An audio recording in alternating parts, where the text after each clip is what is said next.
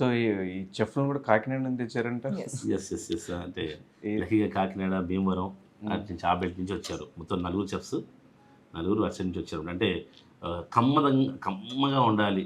ఏదో మసాలాలు, కారాలు అవన్నీ ఎక్కువ వేయనివ్వము మేము. అంటే రెసిపీ అంతా మాకు డెఫినెట్గా మేమే చెప్పాము. అంటే ఎలా ఉండాలి, ఎలా అంటే మన అమ్మ మనకు చిన్నప్పటి నుంచి ఏమైతే వండి పెట్టారో మేము అవే సేల్ చేస్తాం, అదే స్టైల్లో అమ్ముతాం అనమాట. అది కాన్సెప్ట్. అంటే ఈ ప్లేస్‌కి ఏమన్నా రీజన్ ఉందా? ఈ ప్లేస్‌లో పెట్టాలి అని మణికొండ సైడ్? ఎస్, మేము ఇక్కడికి షిఫ్ట్ అయ్యి ఒక 4 ఇయర్స్ అవుతుందండి. దానికి ముందంతా ఆర్టీసీ క్రాస్ రోడ్లో ఉండేవాళ్ళం. ఇక్కడ ఈ 4 ఇయర్స్లో మేము ఎక్కడ ఫుడ్ తినాలన్నా చాలా దూరం వెళ్ళాల్సి వస్తుంది. ఒక నీట్ అంబియన్స్తో ఫ్యామిలీతో వచ్చి కూర్చున్న ఎటువంటి ఇబ్బంది లేకుండా మంచి ఫుడ్ తినాలంటే ఇక్కడ ఎక్కడా కూడా లేదు. డెఫినెట్గా ఈ ట్రాఫిక్లో మేము గంట జర్నీ చేయాల్సిందే. అమ్మ దూరం వెళ్ళి ఏం తింటావాలని ఏదో ఒకటి వండుకొని తినడం, అలా పడుకోవడం లాంటివి జరిగింది. సో ఇక్కడ మంచి క్వాలిటీ ఫుడ్ ఇవ్వాలి. ఎందుకంటే ఆల్మోస్ట్ మా ఇండస్ట్రీ వాళ్ళే ఇక్కడ 200-300 పైన ఉంటారు. సో మేము పడే కష్టం ఆల్మోస్ట్ అందరూ పడుతున్నారు. ఈవెన్ మీరు కూడా ఇక్కడే ఉంటారు.